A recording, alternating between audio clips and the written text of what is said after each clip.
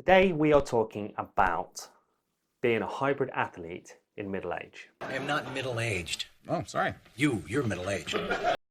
Now what's middle age? It's 40 to 60, roughly, thereabouts. I am 43 years old, pushing 44. And at this ripe old age, I am now considering myself to be a hybrid athlete. So what is a hybrid athlete?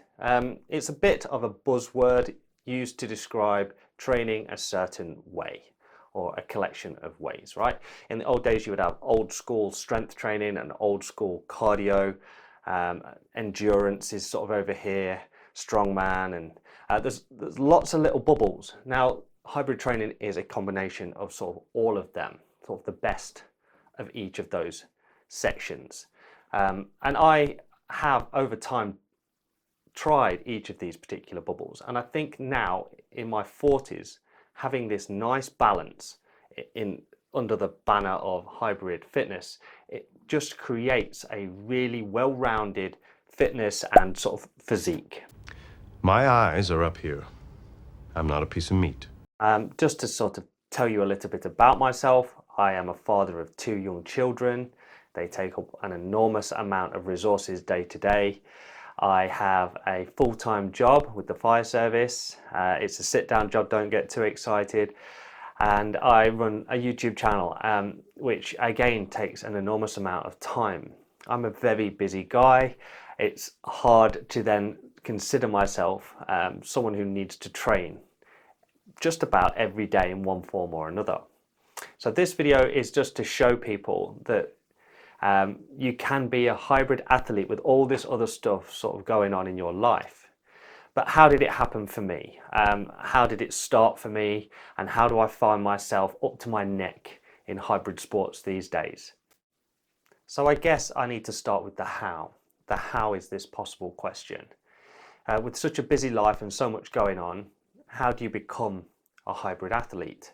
How do you carve out that time from your life?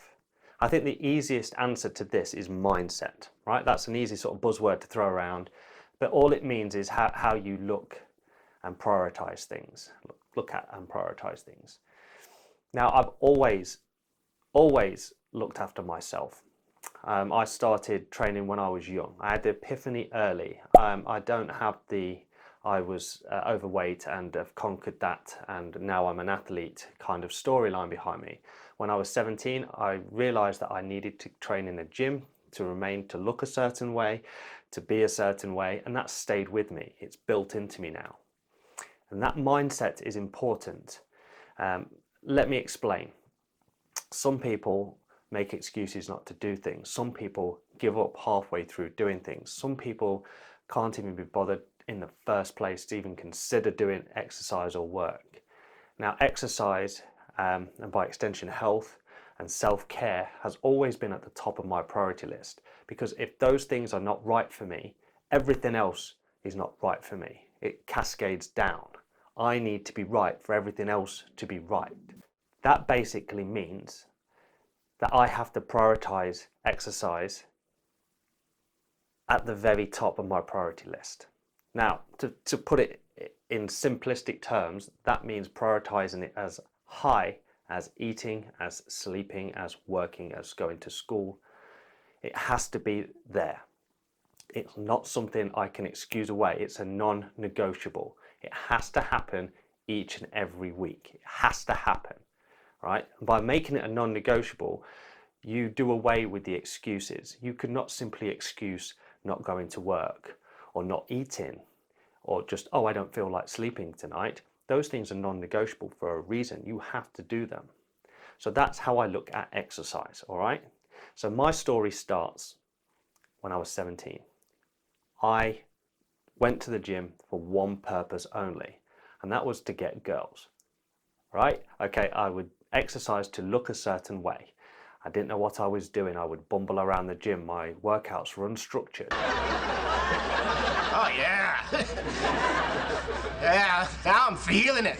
But at 18 years old, you have so much testosterone in you. You do not have to lift a lot of weight to sort of change your body shape. It's at that age, the amount of testosterone in you, it makes you like you've got superpowers compared to when you're in your 40s. It's so wasted on the young, it's ridiculous. So yes, I went to the gym, I trained, and I started my journey there. So in your 20s, a lot of people quite typically find themselves in long-term relationships, and the honeymoon period turns into the comfort period. Because every night since we've got married, all we've done is watch television. And in the comfort period, you find a few things can happen. A surplus of calories each day. There's lots of takeaways, if memory serves me right. There's a lot of sitting around, watching, binge watching stuff and taking in lots of TV.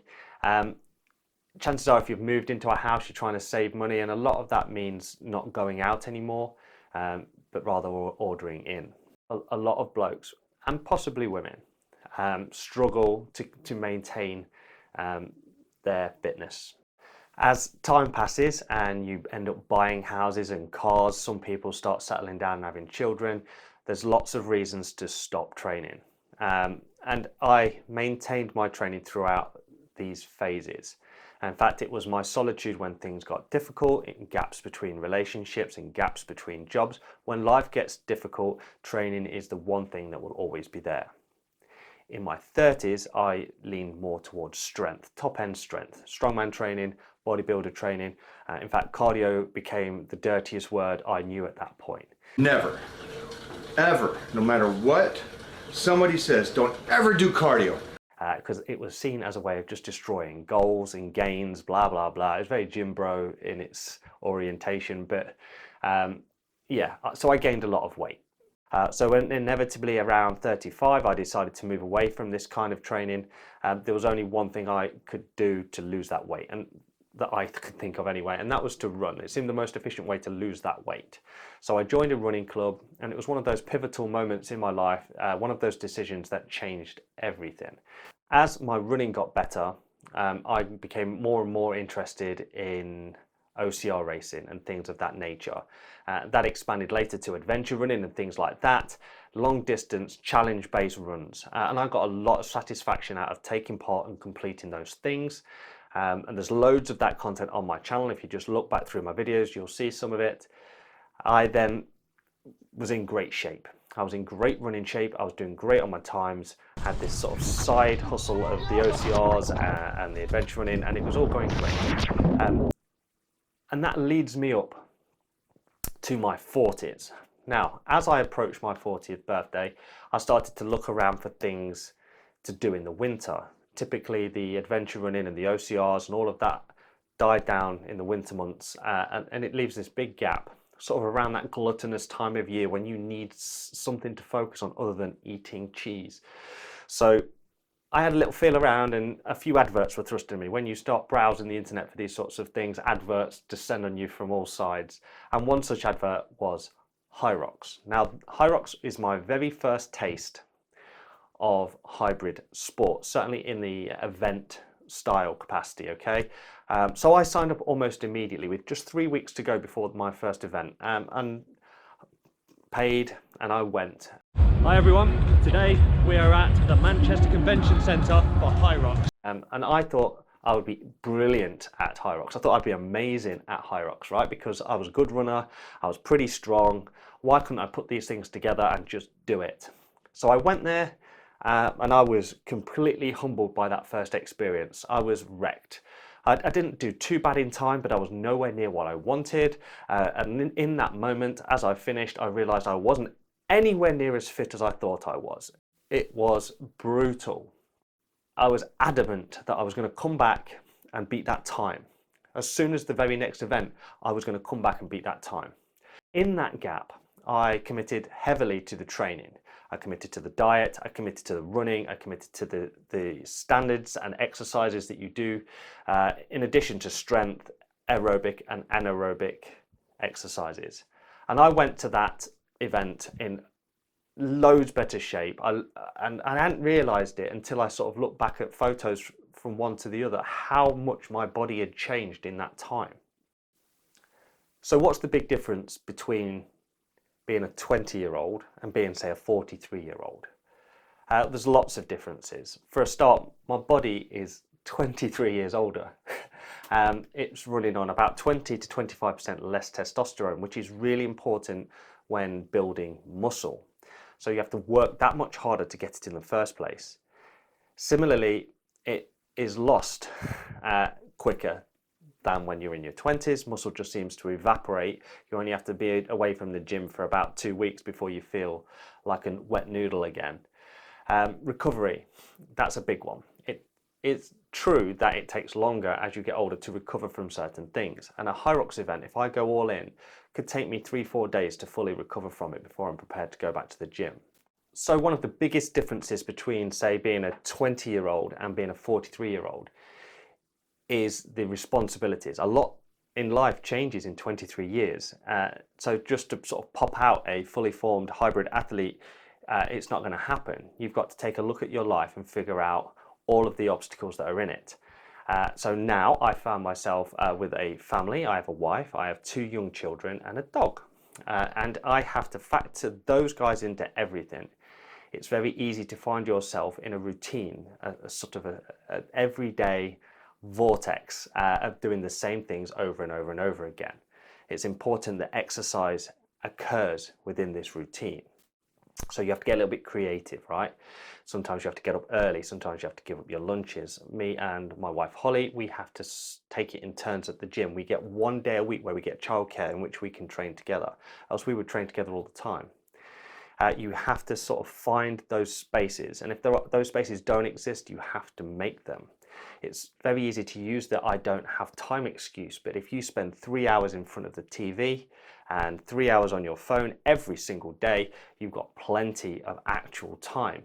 If you can't get out of the house, sometimes I'm home alone with the 2 children, so I've got a barbell, a couple of kettlebells, and I will do a workout with those. We have a crappy old exercise bike. Again, if I'm stuck, I'll go on that. If it's summer months, I'll do some bodyweight stuff in the garden. Sometimes we take the kids with us, and we've got into the habit of doing parkrun every Saturday morning. Charlie's in the pushchair, Isabel now runs it with us, and we do it as a family. It's about embracing those opportunities and getting it done. So I'm 43 years old, and I'm in this mindset where I'm prioritizing all my exercise as literally as important as eating food.